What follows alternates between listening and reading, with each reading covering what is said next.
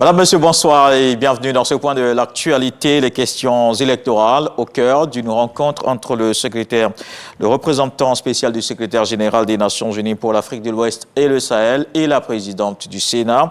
Les deux personnalités ont évoqué le contexte économique et sécuritaire avant l'échéance présidentielle d'octobre 2025 en Côte d'Ivoire. On fait le point avec Franck Wadio et Diamasso. Le représentant spécial du secrétaire général des Nations Unies pour l'Afrique de l'Ouest et du Sahel, reçu par la présidente du Sénat, Kandia Camara, au centre des échanges, les questions électorales. Nous avons fait une analyse de la situation sociopolitique, puisque nous-mêmes, nous représentons les populations, à travers les collectivités territoriales, nous représentons la diaspora, en plus du fait que nous avons des missions, à savoir voter les lois, consentir l'impôt, contrôler l'action gouvernementale, évaluer les politiques publiques. Nous avons fait savoir au représentant spécial que nous étions très heureux qu'il soit venu lui-même ici, accompagné d'une délégation, parce qu'il n'y a pas mieux que ce que lui-même vivra ici, entendra ici, que de lui faire des rapports. Donc, et fort heureusement aussi, ce n'est pas la première fois qu'il vient en Côte d'Ivoire. Il connaît la Côte d'Ivoire, il connaît les acteurs politiques. Tout cela lui permet de mieux comprendre la situation ivoirienne.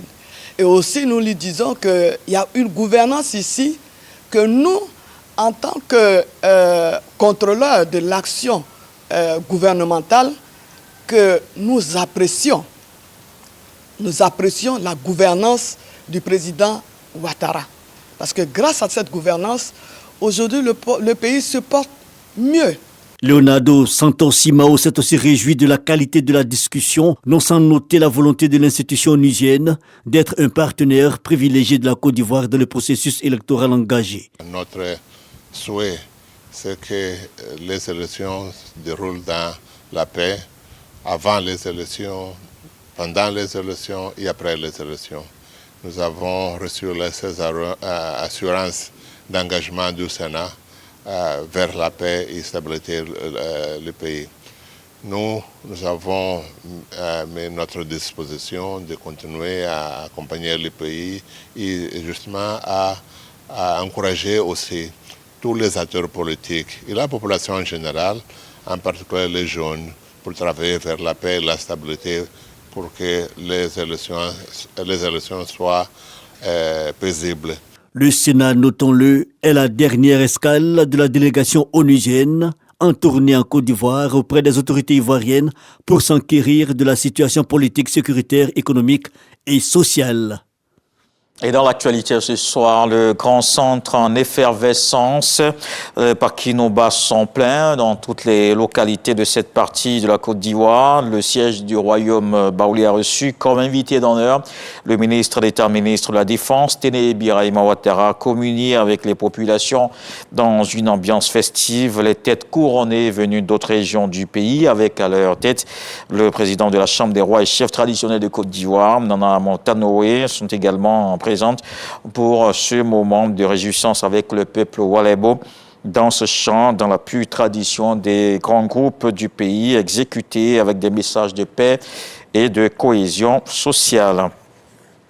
Dans le reste de l'actualité, en République démocratique du Congo, la retenue semble de mise au lendemain de l'arrivée de Joseph Kabila à Goma. La ville est sous contrôle de la rébellion du M23. Pouvoir, opposition et société civile observent en silence. Ils se demandent quels sont les prochains mouvements de celui qui a dirigé le pays de 2001 à 2018.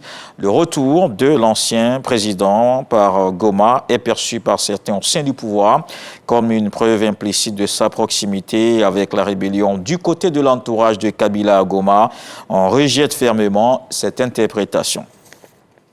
Et puis en sport, les Lionceaux de l'Atlas ont remporté la Coupe d'Afrique des Nations U17 pour la première fois de leur histoire. Le Maroc s'est imposé face au Mali au tir au but 4-2 ce samedi au stade Bachir Mohamedia.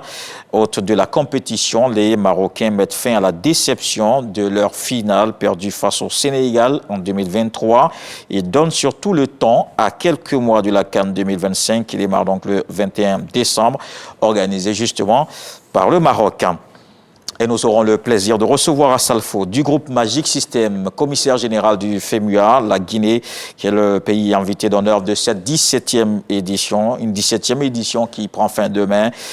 Disons, après une semaine de messe musicale, il reviendra sur les temps forts de cette édition, avec pour tête d'affiche Angélique Kidjo. Le thème cette année porte sur la sécurité routière. On se retrouve donc à 20h.